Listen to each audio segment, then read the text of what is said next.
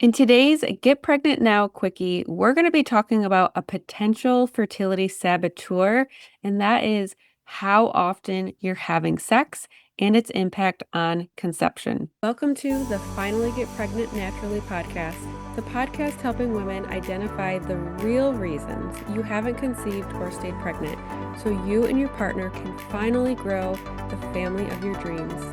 I'm your host, Dr. Katie Wood. Let's dive in, shall we? So in this episode, we're going to be breaking down why frequency of sex and not just timing matters more than you think, how too much or too little sex can actually sabotage your fertility without you realizing, and simple strategies to reduce stress and increase connection while trying to conceive. So let's unpack this together. If you're trying to conceive, then chances are you've gotten some version of advice to track your ovulation, time sex perfectly, hit that LH peak window, or maybe you were told to have sex every day. I've heard of people being told to have sex every single day in their cycle or to have sex every single day in their fertile window, and that's so they don't, quote unquote, miss their opportunity to conceive.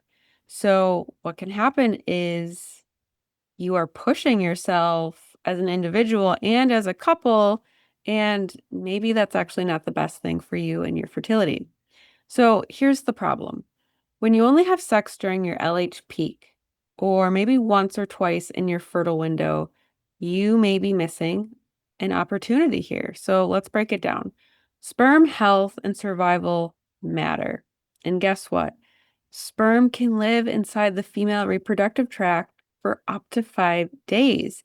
So that means that regular sex in the days leading up to ovulation can give you better odds than just waiting to get that positive LH peak, where maybe the timing of when you are able to be intimate with each other after that peak, perhaps you've missed that window. But at the same time, too much sex, like daily or multiple times every day, or masturbation as well, can reduce sperm count and quality, especially if there's already a malfactor issue at play.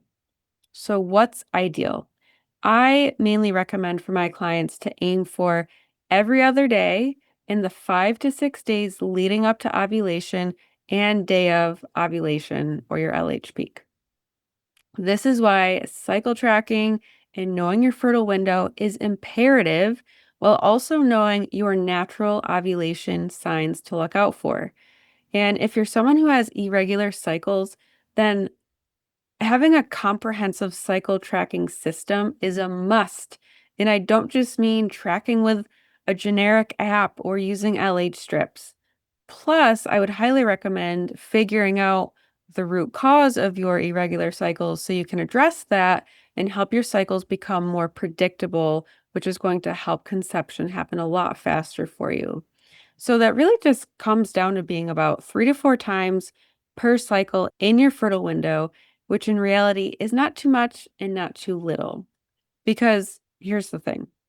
Sometimes when you're trying to get pregnant for months and months and months or years and years and years, timing sex and having too much sex can have a toll on you, your body, your relationship. Maybe it starts to feel like a chore for you and your partner. Maybe you're exhausted, you become disconnected, and sex just isn't spontaneous and fun for you anymore, which we don't want that for your fertility journey. So, this pressure and performance focused sex can actually backfire. And when it feels like a clinical task instead of connecting with each other, it can spike cortisol. Partners can begin to feel resentful. It can shut down oxytocin, and it can pull your nervous system into a stressed mode and not a fertile mode. So here's something that we want to be aiming for. We want intimacy to be regular but joyful and not just functional. We want it to be more about connection and less about pressure. And know that regular, relaxed intimacy is more fertile than a perfectly timed, stress filled sexual encounter with each other, okay? So let's recap. Timing matters, but so does frequency. You don't want to wait just for your peak day, and you don't want to be doing it too much either. So, aiming for sex about every other day during your fertile window. Too much sex can lower sperm quality, and too little can miss the window. It's about finding that middle ground there. And connection is going to fuel your fertility journey. So shift the energy around sex from have to want to. This can help regulate hormones and support your body's readiness to conceive as well. And maybe something you and your partner can work on is improving your communication, doing some date nights with each other, just making it fun and reminding each other why you're trying to create life and a child and expand and create the family of your dreams to begin with. So, if sex has started to feel like another item on your fertility to do list, take a breath. You are allowed to enjoy this. You are allowed to relax and to trust, and let this be your permission slip to reset your intimacy, not just for conception, but for the relationship you're building with your future baby already. Thank you so much for listening. I hope you have a fantastic day, and I'll see you on our next episode released every Tuesday and Thursday. Are you ready to finally discover why you haven't been able to get or stay pregnant? The Ultimate Fertility Blueprint is a quick, insightful quiz designed to reveal your overall capacity to conceive and help you discover potential root causes and areas to address to improve your fertility so you can finally get and stay pregnant. You'll find the link in the show notes. As a quick reminder and disclaimer, this podcast is for educational purposes only and is not a substitute for medical advice.